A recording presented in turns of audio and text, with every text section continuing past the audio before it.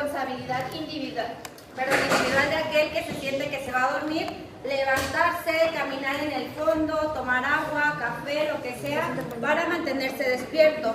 Si no adquiere la responsabilidad, los de al lado tienen la responsabilidad de pues despertarlo, decirle, oye, camina, toma agua o algo. Si no hacen eso ustedes, tendría que yo pues ir a despertarlo y nos distraeríamos de la clase, entonces creo que no es necesario, ¿vale? Y la última, sin tema, ustedes pueden estar consumiendo líquidos, café, agua, para que estén constantemente pues hidratándose en clase, ¿ok? Otro punto y el final sería, nuestras clases están divididas por 10 minutos de descanso. La clase previa habíamos comentado que íbamos a corrernos las 2 horas siguientes y dejarle los 20 minutos al final de clase. ¿Quieren que continúe así o le respetamos 10, 10, 10? 10, 10 y 10. ¿Sí? Con 10 minutos es suficiente al final, porque me han dicho que se tienen que ir a cambiar para deportes y eso. Ah, sí. Sí, nos da tiempo. ¿Sí? Ok, bueno. Entonces ahorita vamos a iniciar tarde. El primer periodo de tiempo que van a tener sería como el segundo que iban a tener, ¿me doy a entender? Sí. Para poder avanzar. Ok. Dicho esto, vamos a tratar de que el primer tema o el primer parcial se vea por lo menos un módulo completo, que es el módulo 1, neonatología, con todos los temas que ahí se van a evaluar. Y si se puede, a lo mejor meter un parte de el siguiente módulo, que es crecimiento y desarrollo. El primer tema es toda la etapa prenatal, ¿vale? Entonces, ¿hasta aquí alguna duda? No. Ok. La dinámica de cada clase va a ser muy individualizada, va a haber cambios de acuerdo a los temas que sean y de acuerdo pues al tiempo que se tenga para dar esta clase, ¿ok? Entonces, a veces la dinámica va a cambiar, a veces hay un examen sorpresa al inicio, a veces hay preguntas dentro de la presentación, a veces hay actividades de competencia, juego, etcétera. Todo va a depender de cómo vaya fluyendo esto. Esta clase va a ser, vamos a tratar de que sea una exposición bidireccional. Yo voy a estar hablando acá, pero eso no significa que ustedes en cualquier momento que tengan alguna duda, pregunta o que quieran compartir algún conocimiento distinto al que se les está plasmando, levanten la mano y puedan expresar su comentario, duda o aclaración, ¿vale? Por mi parte también voy a hacer preguntas dirigidas y también voy a hacer preguntas pues al aire para ver si alguien quiere respondernos, ¿vale? Entonces vamos a iniciar con el módulo de neonatología. ¿Alguien sabe qué es la neonatología? Levante la mano.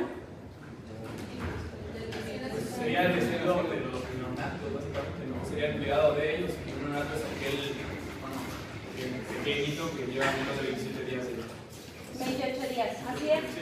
Básicamente es una rama de pediatría, la cual se encarga ya, en pediatría lo vemos como una subespecialidad, en la cual se dedica específicamente del crecimiento, desarrollo y patologías de un recién nacido o un neonato que va desde recién nacido hasta que tiene 28 días más o menos, hasta el primer mes de edad, ¿ok?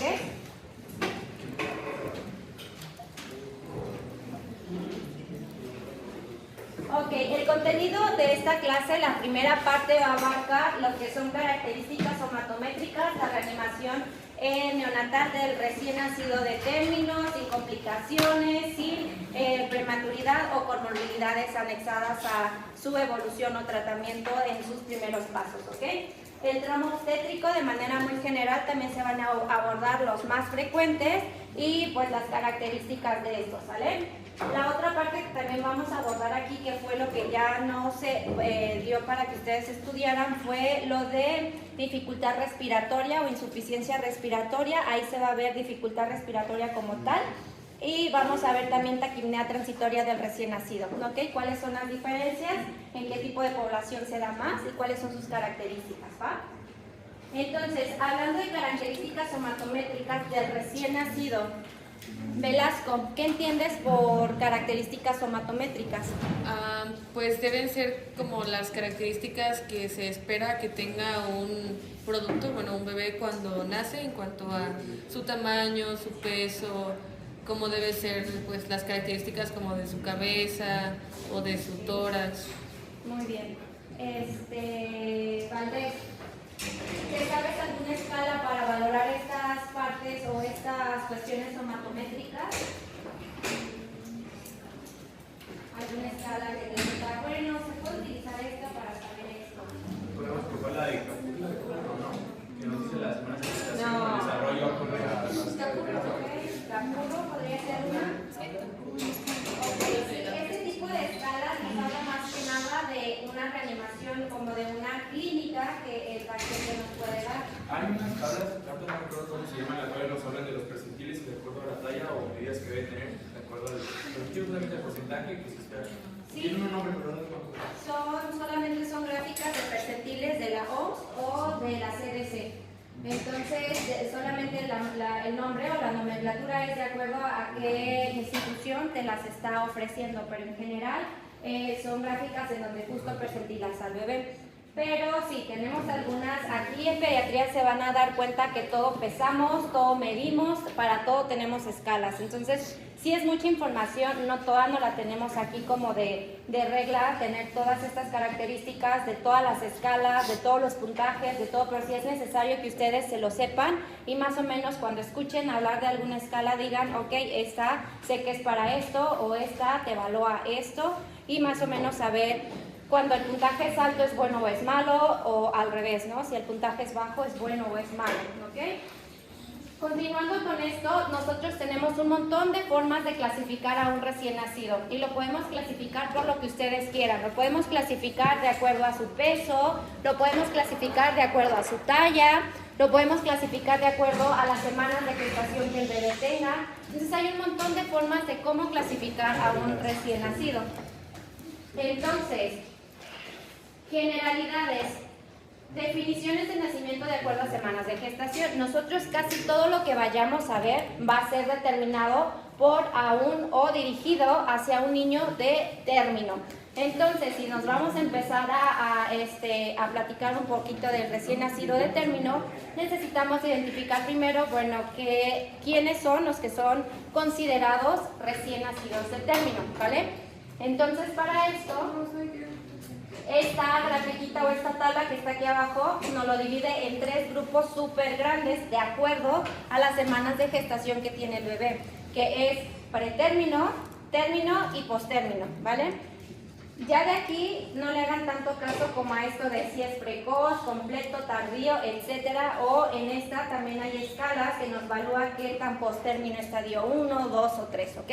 Dependiendo de lo que ustedes vean. Eso es como mucha historia, es mucho que un pediatra lo debe de saber, pero en general ustedes quédense que la única etapa que se subdivide para estudiarse, ¿cuál creen que sea? El prematuro. ¿Por qué creen que sea el prematuro el único que se subdivide para saber, pues que, o sea, si es prematuro, pero ¿para qué lo subdivido? Porque puede estar más grave dependiendo si es... Exactamente. Entonces, el grado o las semanas de gestación van directamente relacionadas al pronóstico y supervivencia que vaya a tener ese niño. Dicho de otras palabras sería, está directamente relacionado a la morbimortalidad que va a tener un recién nacido. Entonces, entre más prematuro sea el bebé, menos probabilidad tiene de que éste se desarrolle adecuadamente o que llegue incluso a la etapa de término. Y también, si llega a etapa de término, qué tan complicado o qué tantas comorbilidades adquirió. ¿Alguno sabe qué tipo de enfermedades están relacionadas con la prematurez? La maduración. Por ejemplo, ¿qué más? ¿Insuficiencia cardíaca? Ajá, ¿qué más? El foramen ovar, que no es una permeabilidad. Ok, más o menos. Hablamos de complicaciones agudas y tardías. Hablamos de secuelas. Ajá, esa es mi pregunta más dirigida. ¿Saben qué secuelas puede tener un niño prematuro que sobrevivió y que llegó a término? ¿Aprendizaje? Puede ser algo de neurodesarrollo, puede ser algo neurológico en cuestiones motoras, pero algo más como que con el tratamiento que el niño lleva durante todo este proceso que está en UCIN, en terapia intermedia, ¿Nivel ocular? daño ocular, por ejemplo, la retinopatía del recién nacido, que esta es secundaria a toda esta exposición constante que tuvo, por ejemplo, al oxígeno, o simplemente por la inmadurez de la retina, que no se le dieron los cuidados apropiados y este niño pues tiene complicaciones oculares. ¿Qué otra complicación puede tener? Pulmonares. ¿Qué tipo de patología pulmonar puede tener un niño que está constantemente?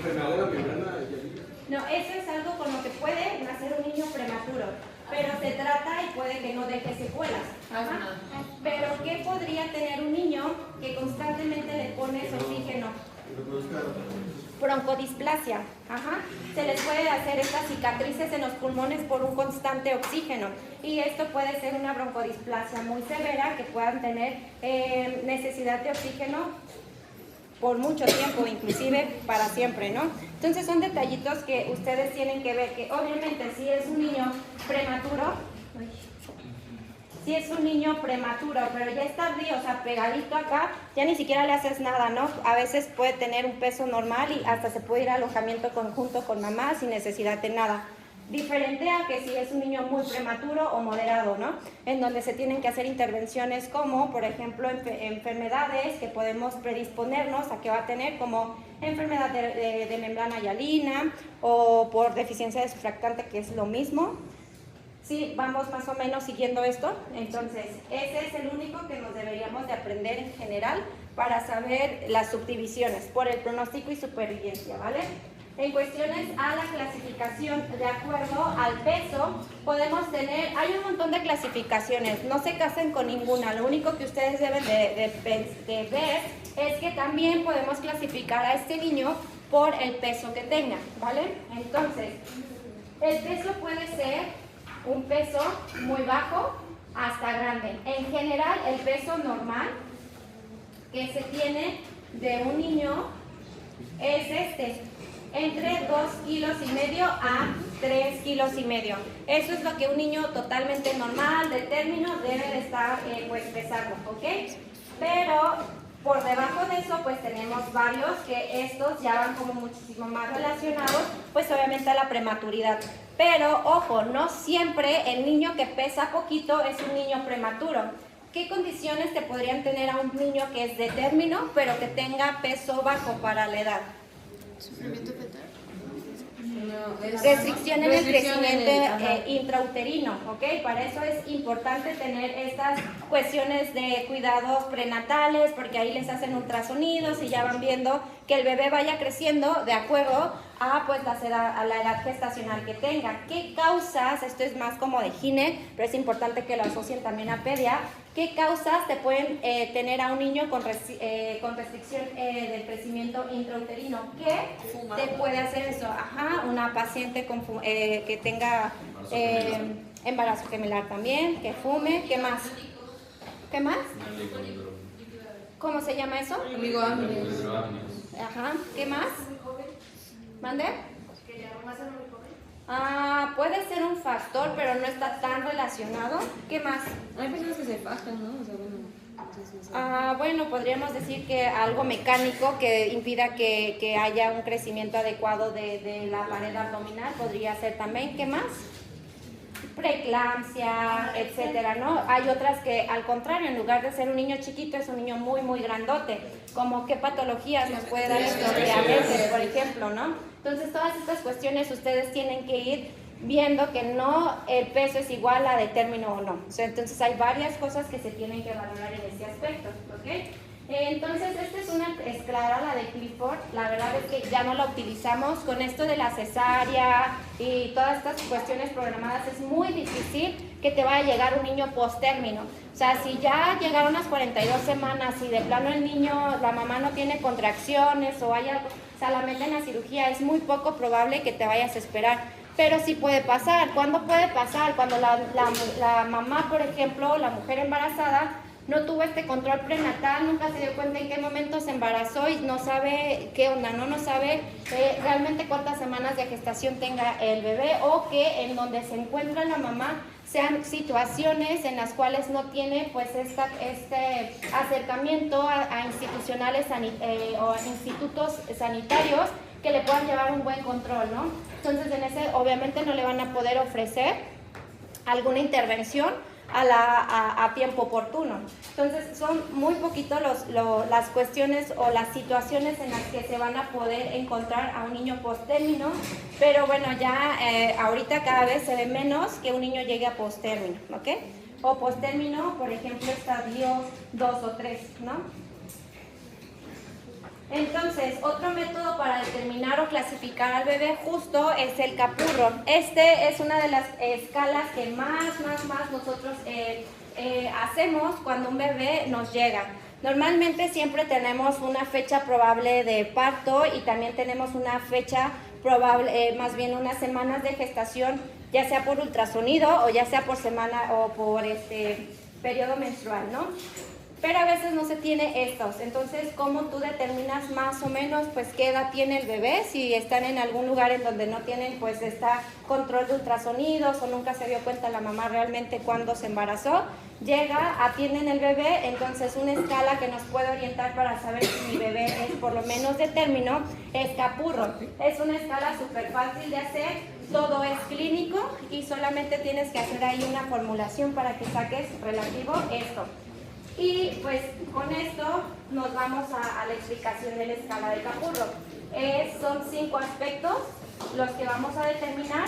Casi todos se evalúan en 5, 10, 15. El valor menor que va a tener nuestro bebé siempre va a ser 0 y de ahí nos vamos 5, 10, 15, 20 dependiendo. El único que no es 5, 10, 15, 20, 25 es el de oreja. La formación va de 8 en 8, 8, 16, 24, ¿sale? Entonces, ¿qué van a hacer ustedes? Ustedes se van a ir a estos 5 aspectos del bebé cuando lo tengan ya acá en cama, en cuna radiante, ya secado, estimulado, ya le hicieron lo del cordón umbilical, checaron frecuencia cardíaca, ya hicieron todas las medidas. Ahora sí, viene la parte de la somatometría, ¿no? A pesarlo, medirlo y hacerle todo. Y dentro de eso es dar cuántas semanas de gestación tiene el bebé. Entonces ustedes van a irse directamente de arriba hacia abajo y van a evaluar primero pues la oreja, ¿no? ¿Cómo está formada la oreja? Entre más formada está, más puntaje tiene. Entonces, primer punto, a Capurro entre más puntaje tiene es hasta cierto punto esperado o bueno para determinar que al menos pretérmino no es, ¿ok? Entonces, esta te va a evaluar, tú le vas a dar la calificación de acuerdo a las características que tú veas. Una característica de esta escala y de la mayoría de las escalas que tenemos en pediatría es que está muy relacionado a lo que el que esté explorando determina, ¿ok? Es como una escala muy, ¿cómo se dice cuando está muy relacionada al operador? Subjetiva. Muy subjetiva, exactamente. Entonces, pues van a ver la forma, le van a dar la clasificación, van a palpar la glándula, no es lo mismo que la visualicen porque tenemos ese error de que todo se visualiza, porque una cosa es la glándula mamaria y otro el tamaño, la formación del pezón. La mama se detecta palpando y obviamente la formación del pezón se detecta pues viéndola, ¿ok?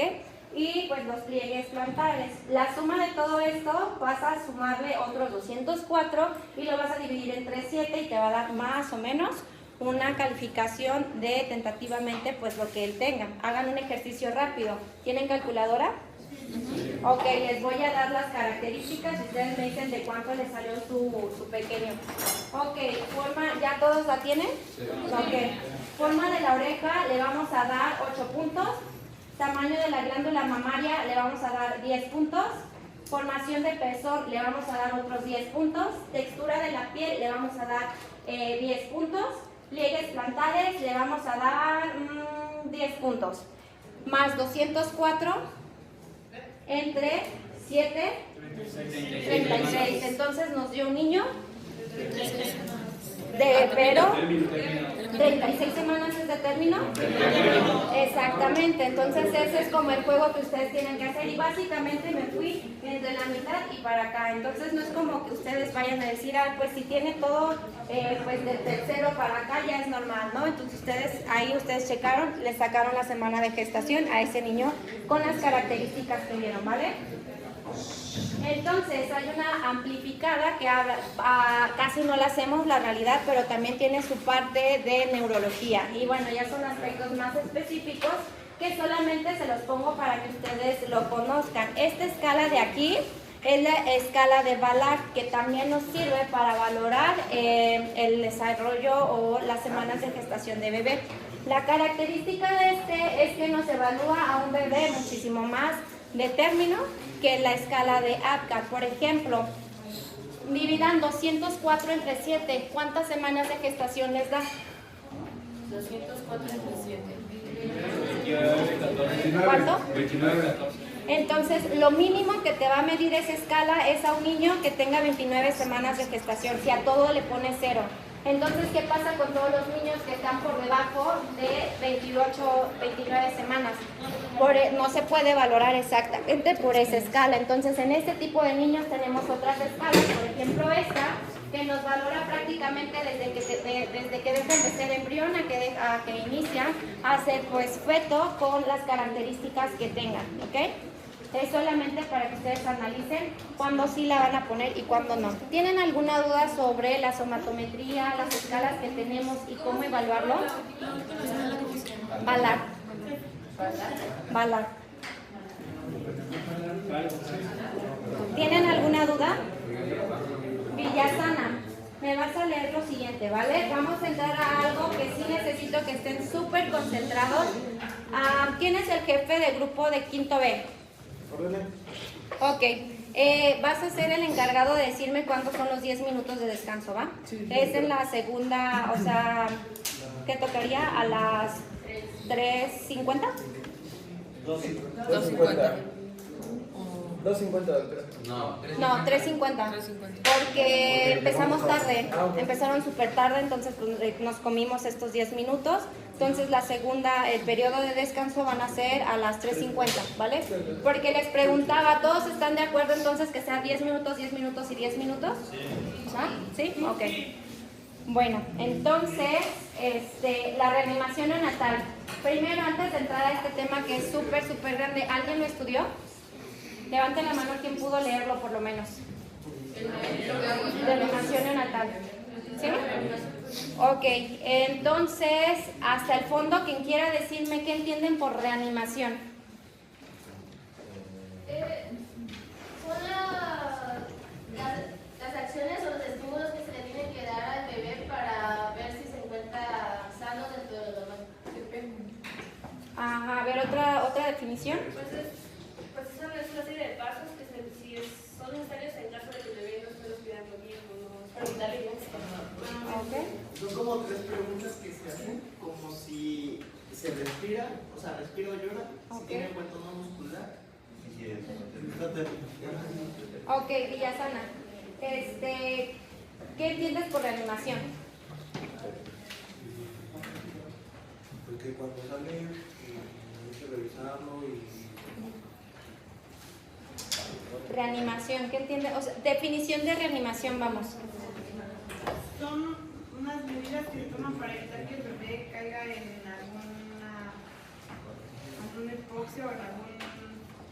Ok, más o menos. Vamos a depender de qué quieras definir, pero en general son estos pasos para estimular al bebé, principalmente respiratoriamente hablando, antes o después de que haya inclusive caído en posparo.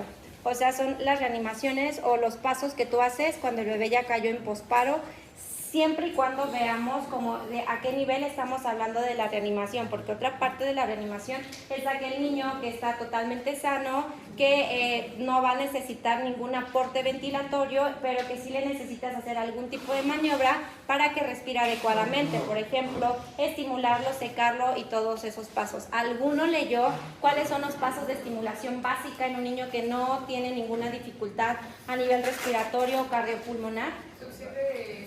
Ok, esa es una. Secarlo. Ajá, el calor, vamos. Secarlo. Ok, secarlo. ¿Qué más? No. Acuérdense que son como los pasos que tú haces cuando tú recibes a un niño. Si ustedes tienen buena suerte, van a poder recibir a los niños cuando estén en el área de pediatría, en el área de toco, van a recibir al niño. O sea, se los van a dar. ¿Qué van a hacer? ¿Qué pasos van a hacer? Pensé algo del contacto piel con piel. Esa es una parte que cada vez se está haciendo más.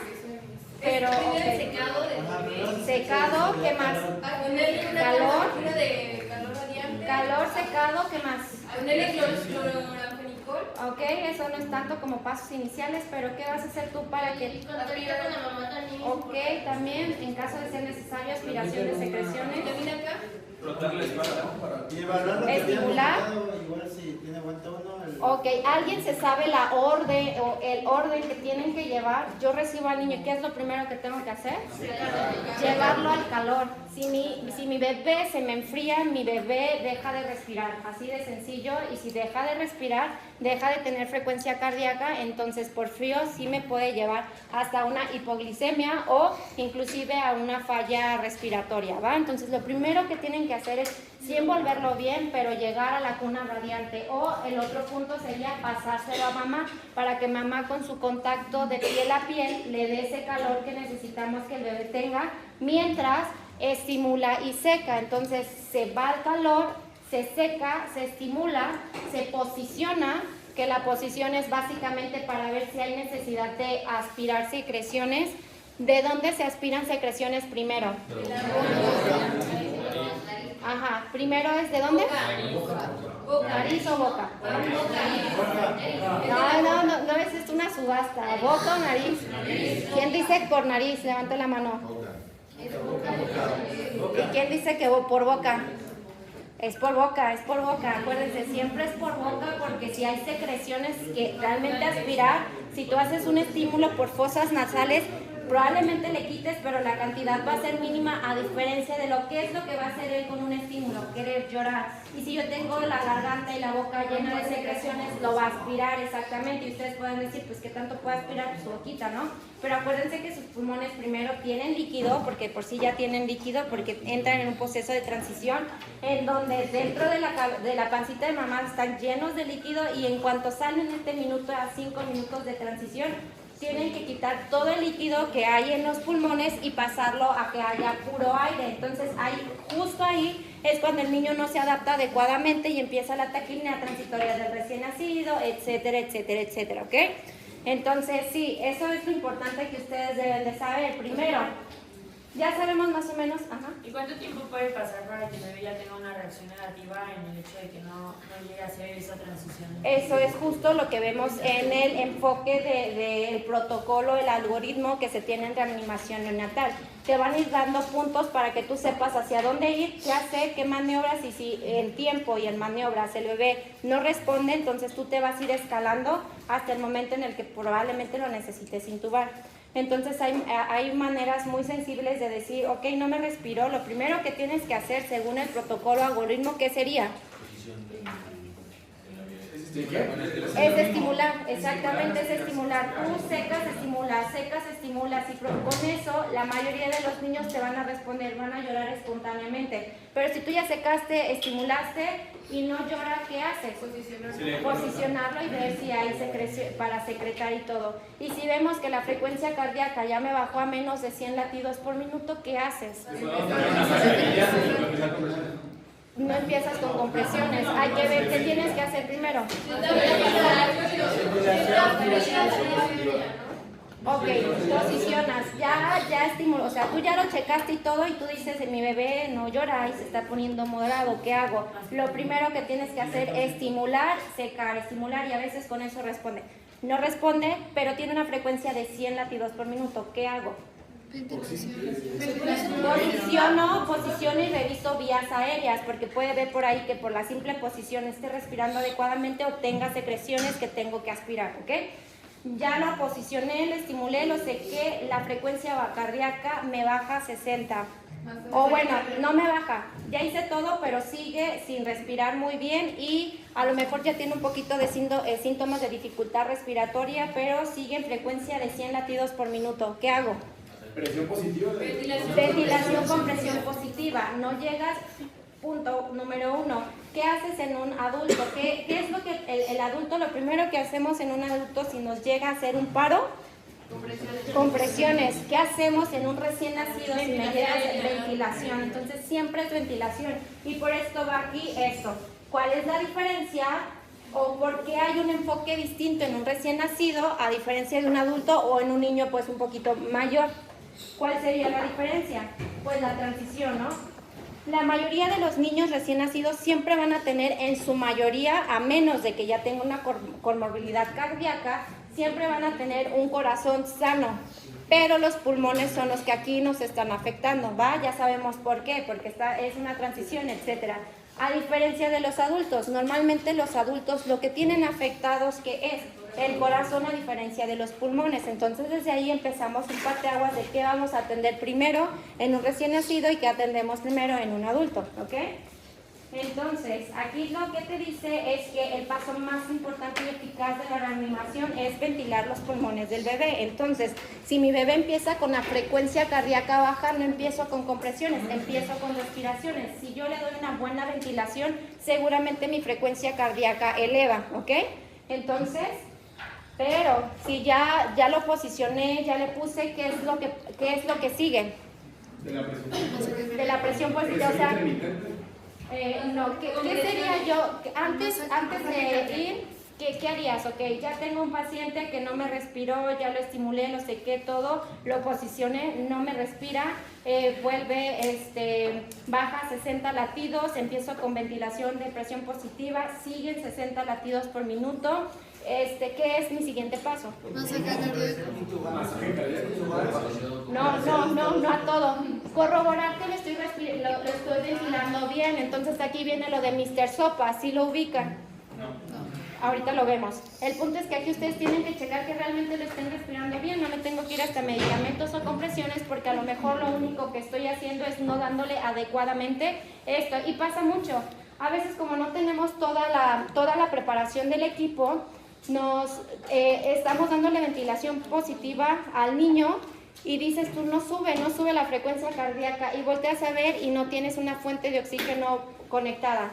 Pasa mucho que como agarras como no lo conectas anteriormente, entonces le estás dando presión positiva pero sin oxígeno. Entonces dices, no manches, me falta el oxígeno, lo conectas y el niño sube. Entonces, ¿qué pasaba? Que tú le estabas dando una ventilación sin oxígeno. Y esos detallitos son justo lo que el Mr. Sopa te dice. Verifica que todo lo que estás haciendo esté bien, porque a veces si lo verificas adecuadamente, lo más seguro es que tu bebé responda. Ok, lo verificaste, todo está perfecto, tu bolsa sí se infla bien, la mascarilla es la adecuada para bebé, le estoy haciendo las compresiones de manera adecuada, tiene una fuente de oxígeno activa y ventila bien y sigue en 60. ¿Qué hago? Empezamos con compresiones y pasamos a intubar. Entonces, ese es el punto, ¿ok? Entonces, ¿qué sucede durante la transición? Todos sabemos que tenemos conductos diferentes en un recién nacido que en un corazón de un adulto y es totalmente normal y esperado. ¿Okay? ¿Alguien sabe esos conductos, algo que los niños tienen? ¿Cuántos son? 3. Son 4. No, son 4. A ver, alguien que me diga el otro. Le dan una paleta la siguiente clase. Foramen ovales. Uno ya lo dijeron. Ya lo dijeron. ¿Cuál? ¿Cuál es el venoso? Es el que conecta la vena porta con el Umbilical. La vena porta. Sí, viene. Es que Por ahí van. El ducto venoso. Ya me lo dijo ella, pero no sabe bien cómo es. Entonces, ¿quién me lo dice bien? Bueno, ya perdí esa oportunidad. Ya, ok, entonces, ya saben, esto que les dije es que antes de que nazca, pues el bebé tiene lleno los pulmones de líquido. ¿Cómo va a respirar? Pues lo primero que hace es que el aire que meten con la primera respiración va a sustituir gradualmente la cantidad de agua que haya. Esto va directamente proporcionar con la oxigenación que tú puedes encontrar o la saturación de oxígeno que tú esperes encontrar en tu recién nacido. Entonces es súper normal que a tu primer minuto a lo mejor tu bebé tenga una saturación de 65% y no significa, pero para nada, que tu niño tiene dificultad respiratoria y que lo tienes que intubar, ¿no? Entonces eso es algo transicional, pero si yo tengo este 65% después de 5 a 10 minutos, pues me empiezo a preocupar, ¿no? Porque eso ya no es esperado, ya no estoy dentro de el espacio de transición en la manera inicial. para que yo diga, este niño va a fluir. Entonces, ¿cuáles son los conductos?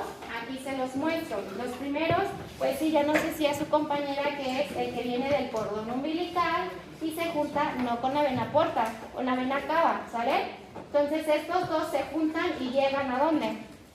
A la aurícula derecha. Bueno, antes de esto, ¿quién se sabe cómo es la circulación normal de un adulto?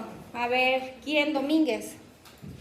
Arriba y dime cómo es la circulación básica. A ver, llega de acá, se va para dónde, pasa a los pulmones, regresa, se va a la circulación.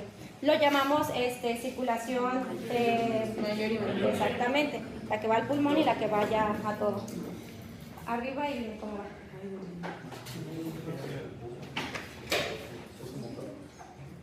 Primero la circulación llega ¿De dónde llega?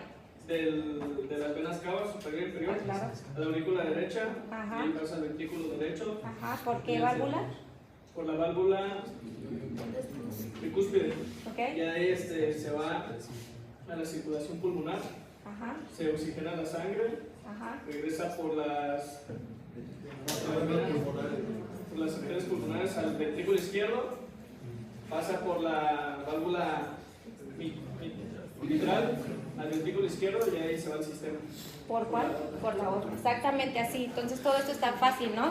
Pero ¿qué pasa en un recién nacido? Pues que no es tan fácil como decimos dentro de la pancita. Pues obviamente ya sabemos primero que esta relación de que la arteria y la vena lleva, que la arteria lleva oxigenada y que la vena lleva pues ya sin oxigenar, pues aquí se pierde primero, esa es la primera regla que se pierde. Entonces, pero esto tiene lógica, ¿por qué? Porque se supone que mi conducto de la aorta es sangre, es arteria y trae sangre oxigenada, pero ¿qué creen? Como aquí hay una mezcolanza toda terrible, la sangre que llega a la aorta no es una sangre oxigenada, es una sangre que se necesita oxigenar y que tiene que pasar por las venas umbilicales para llegar, bueno, a las arterias umbilicales para llegar a la placenta, que ahí sean sus pulmones, que ahí haya la oxigenación y regresen por la vena umbilical. Esta es la que se junta con la vena, pero con la vena inferior, con la cava inferior, y este es el primer contacto que tiene entre la circulación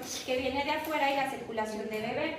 El segundo contacto que tienen es que justo aquí alguna pasa como de manera habitual, que sería pues llegan al ventrículo derecho, bajan a la aurícula derecha, bajan al ventrículo izquierdo, pero mucha de esta cantidad de sangre pasa directamente porque por el foramen oval pasan directamente a la aurícula que derecha o izquierda, izquierda, y de ahí hay alguna que pasa hacia el conducto arterioso, pero toda la que pasa directamente se podría decir que es oxigenada, y ya cuando pasan al conducto o a la arteria, como normalmente es la circulación, se dan cuenta que de aquí del ventrículo pasan a las pulmonares, pero como no están, ahí no hay oxigenación ni nada, entonces lo que pasa es que en lugar de irse para los pulmones tenemos otro ducto acá, que es la que se junta con las venas pulmonares con la aorta. ¿Cómo se llama ese? El conducto arterioso, ¿ok? Entonces toda esta mezcolanza hace que fluya adecuadamente la circulación fetal de bebé. Cuando ella ya no se oxigena con la placenta, obviamente todos estos circuitos se tienen que ir cortando porque ella empieza a respirar por su cuenta. ¿Cuál es este foramen? El oval se va a cerrar muy rápidamente porque tiene dos componentes. La mayoría de los conductos tienen dos componentes, uno membranoso y uno cartilaginoso. El membranoso es el que nos hace que haya una buena transición porque se cierra, y a pesar de que no es un cierre completo, se cierra para que por lo menos empiece a tener una circulación normal de adulto, ¿ok? ¿A los cuántos días se cierra el foramen oval? 7, 8 días más o menos. Entonces es esperado y normal que hasta cierto punto tú auscultes a un recién nacido de horas de nacido, en sus primeros días de nacido, y que puedas escuchar por ahí un soplito, que muchos dicen, ay, es un soplo funcional. O les va a llegar una mamá que diga, es que cuando estaba chiquito el doctor me dijo que tenía un soplo. Y yo así de, ajá, ¿qué tan chiquito? No, pues de recién nacido. Yo, ok, bueno, pues no es una cardiopatía congénita, señora. O pues ya lo vemos, ¿no? Y vemos que probablemente era esta fase de transición, ¿ok? Dicho esto, esta es otra parte de los pulmones, ¿no? Era lo que les comentaba, que primero está llena de líquido, entra el aire y lo tiene que ir sustituyendo. Si esto no se hace adecuadamente, tenemos una patología. ¿Qué patología se realiza o pasa si no hay una buena liberación de esta cantidad de líquido que tenemos en los alveolos? La taquimia transitoria. Exactamente, la taquimia transitoria del recién nacido normalmente es un niño totalmente normal, sano, de término, punto muy importante, que te va a empezar a necesitar oxígeno, o sea, no es una taquimia que te dé una dificultad respiratoria grave o severa que necesite intubar, pero sí a lo mejor una campana de oxígeno, un casquito o algunas puntitas nasales ahí, en lo que mejora. Normalmente es una patología benigna, ¿por qué? Porque lo único que hizo es que no sacó todo el aire, por eso no respira como yo esperaría que respirara a los 5 minutos y por eso le tengo que dar soporte de oxígeno. Pero esta transición, más o menos, ¿cuánto dura? ¿Cuánto duraría para yo decir, pues este niño tiene un pronóstico favorable, con puras medidas con oxigenito, y en cuánto tiempo yo espero que ya esté con mamá? Las primeras 24 horas. 72 horas. Tenemos 72 horas para revertir esto. Si este niño sigue necesitando oxígeno después de 72 horas y lo habíamos diagnosticado como taquimia transitoria del recién nacido, buscamos otra situación por la cual no tuvo una mejoría en 72 horas y sigue con oxígeno, ¿va? Y esto es lo que le pasa a la sangre de los alveolos. Ya sabemos que como no tiene funcionamiento, pues no tiene oxigenación. Empiezan a funcionar y su oxigenación por venas pues obviamente es mayor, ¿ok? Esto es lo único que hace. Y pues esta es el esquema de que cuando ya se cierran todos los ductos y esto, ya nada más quedan remanentes. Ajá, este es un remanente que es el cierre del conducto. Ya vemos que no hay ninguna conexión y ya se ve bien el azul y el rojo, nada de morados, ni nada de conductos, ni nada. Entonces, acá pues ya ni siquiera está aquí ya nada más queda este remanente. Acá, como les digo que una parte es membranosa y otra cartilaginosa, cierra casi al momento. Y este de aquí pues obviamente también cierra en las primeras horas de vida, ¿va? Entonces, aquí empieza lo interesante, cómo está el algoritmo, era todo lo que ustedes decían, los pasos que se tienen que seguir para un niño cuando está normal y cuando pensamos que ya no está tan normal, ¿qué hacer? Vamos a ver nada más el primer bloque, porque obviamente este tiene fases. ¿Cuál es la última fase de una reanimación neonatal? Los medicamentos.